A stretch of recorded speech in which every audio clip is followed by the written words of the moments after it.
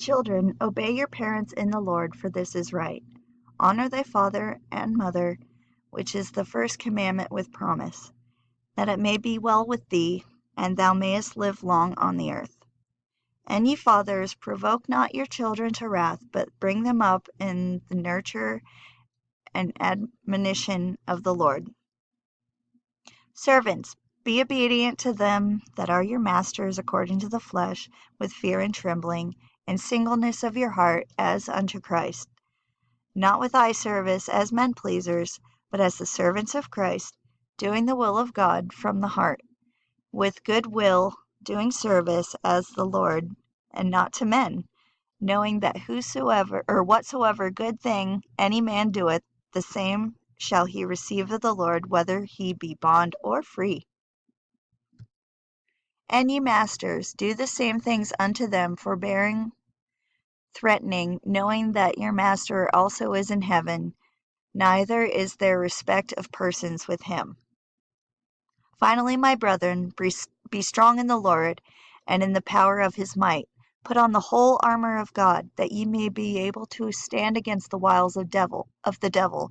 For we wrestle not against flesh and blood, but against principalities, against powers, against the rulers of the darkness of this world, against spiritual wickedness in high places.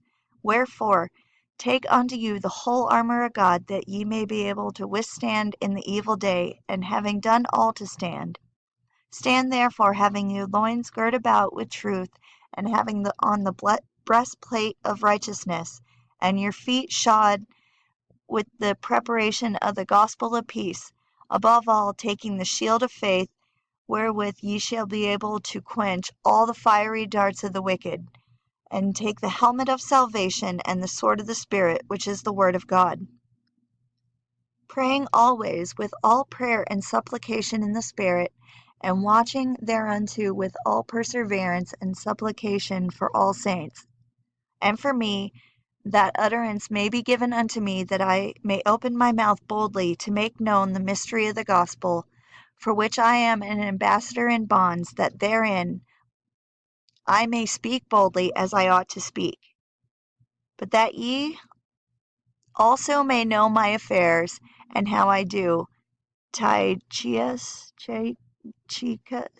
something, a beloved brother and faithful minister in the Lord, shall make it known to you all things, whom I have sent unto you for the same purpose, that ye might know our affairs, and that he might comfort your hearts. Peace be to the brethren, and love with faith, from God the Father and the Lord Jesus Christ. Grace be with all them that love our Lord Jesus Christ in sincerity. Amen. Written from Rome unto the Ephesians by Tychicus, somebody.